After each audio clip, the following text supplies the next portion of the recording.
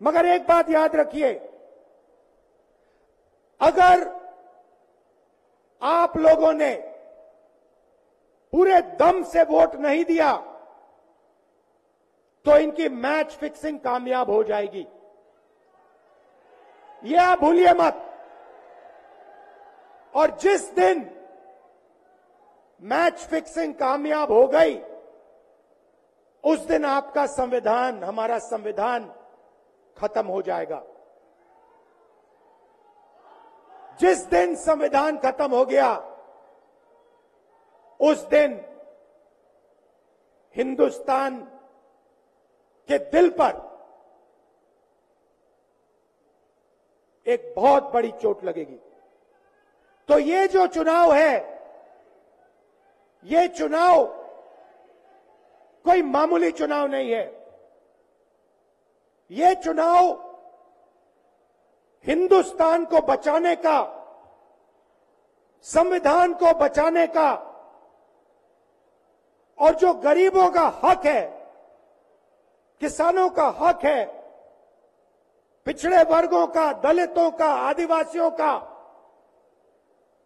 गरीब general caste के लोगों का हक है, उसको बचाने का हक है, उसको बचाने का चुनाव है। यह बात आप याद रखिए, क्योंकि अगर यह चुनाव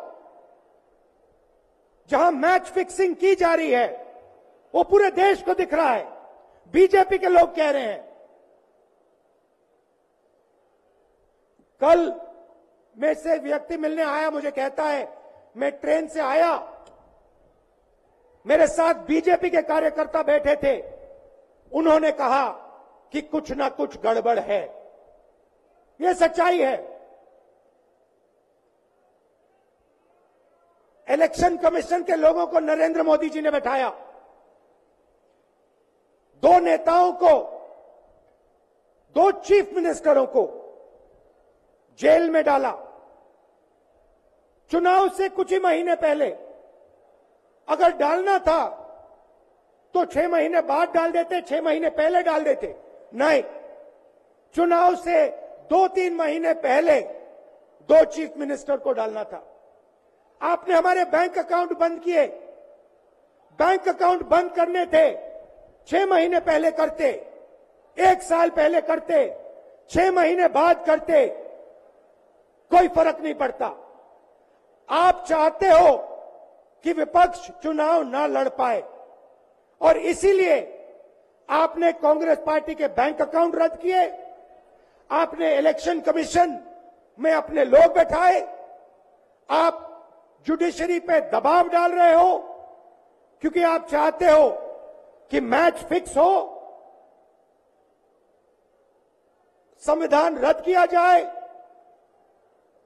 और आप सत्ता में रहो। मगर भाइयों और बहनों, मैं सच बोलता हूं, और मेरी बात आप अच्छी तरह सुन लो। अगर हिंदुस्तान में मैच फिक्सिंग का चुनाव बीजेपी जीते और उसके बाद संविधान को उन्होंने बदला, तो इस पूरे देश में आग लगने जा रही है। जो मैंने कहा याद रखो, ये देश नहीं बचेगा। ये चुनाव